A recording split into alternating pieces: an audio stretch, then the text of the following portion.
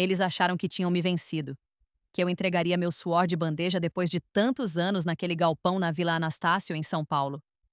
Mal sabiam eles que a ordem para eu devolver o imóvel no estado original seria a minha mais doce vingança e a ruína da ganância deles.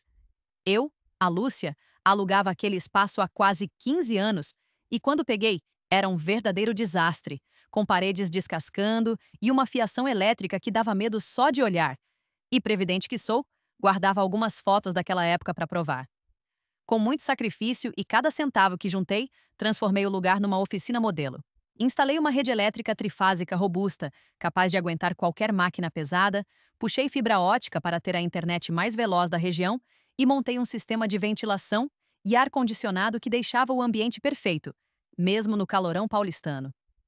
Tudo isso, claro, estava documentado e resultou num acordo de aluguel bem camarada por conta das minhas benfeitorias.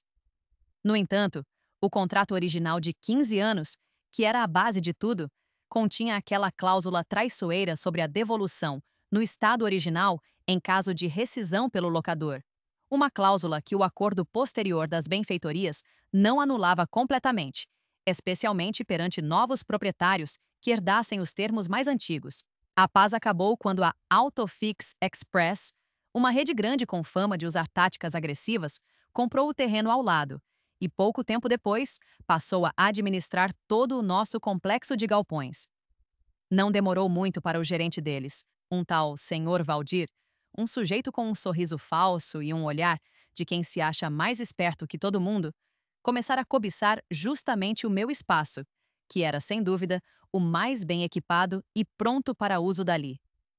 Um dia, ele apareceu triunfante com uma notificação oficial na mão, dizendo que precisavam do meu galpão para uma expansão estratégica e que, conforme o contrato original que eu tinha assinado há uma década e meia, eu deveria desocupar e entregar o imóvel no seu estado original.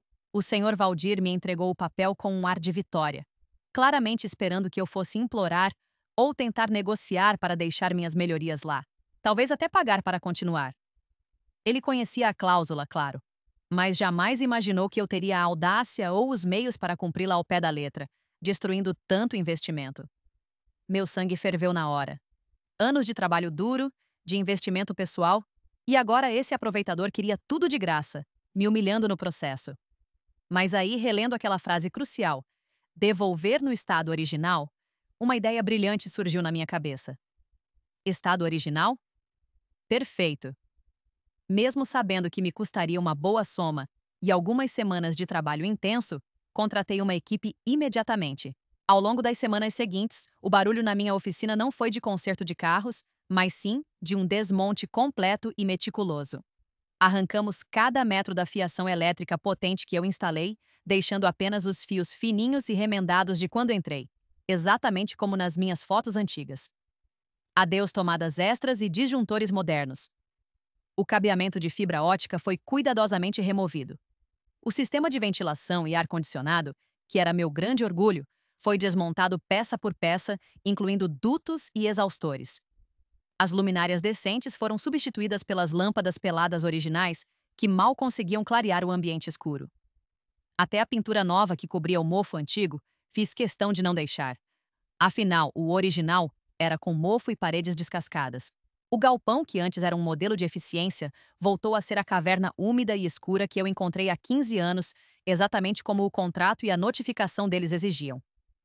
No dia da entrega das chaves, o senhor Valdir chegou com um sorriso que ia de orelha a orelha, provavelmente já sonhando com a placa da Autofix Express na minha antiga fachada, certo de que encontraria o local pronto para uso. Quando abri o portão e ele viu o estado original, o sorriso dele congelou no rosto. Ele ficou pálido, depois vermelho, depois quase roxo de raiva. Ele gaguejou. Mas o que é isto? Onde está tudo? Eu apenas sorri docemente e respondi. Está exatamente como encontrei, senhor Valdir. Conforme a sua notificação e o contrato original. As fotos da época não mentem. Há algum problema? Ele ficou completamente sem palavras, olhando para aquele buraco escuro, úmido e totalmente inútil para os planos dele. Ele sabia que não podia fazer absolutamente nada, pois eu cumpria a ordem deles ao pé da letra, explorando a mesma cláusula que ele usou contra mim. Ele teria que gastar uma verdadeira fortuna e muitos meses de trabalho para deixar o galpão minimamente funcional para os padrões da Autofix Express. A tal expansão estratégica deles sofreu um belo atraso e um custo extra totalmente inesperado. A história, claro, se espalhou como fogo na palha pela Vila Anastácio e entre os outros locatários do complexo. A Autofix Express ficou com uma péssima fama na região, não só de trapaceira, mas também de amadora por ter caído na própria armadilha, subestimando a determinação de uma trabalhadora. Muitos passaram a olhar para eles com grande desconfiança. Eu perdi aquele galpão específico, é verdade, e a remoção teve seus custos, mas ganhei o respeito de muita gente e a satisfação da vingança. Vários colegas de profissão me ofereceram ajuda, e não demorou muito para eu encontrar um lugar até melhor, para trabalhar com gente honesta. E a satisfação de ver a cara de completo idiota do senhor Valdir naquele dia, isso sim, não teve preço. A lição que ficou, e que serve para todo mundo, é simples. Antes de exigir alguma coisa dos outros achando que é o mais esperto, pense muito bem, umas 7 vezes se precisar. Porque às vezes, o tiro pode sair pela culatra e o feitiço acaba virando contra o próprio feiticeiro.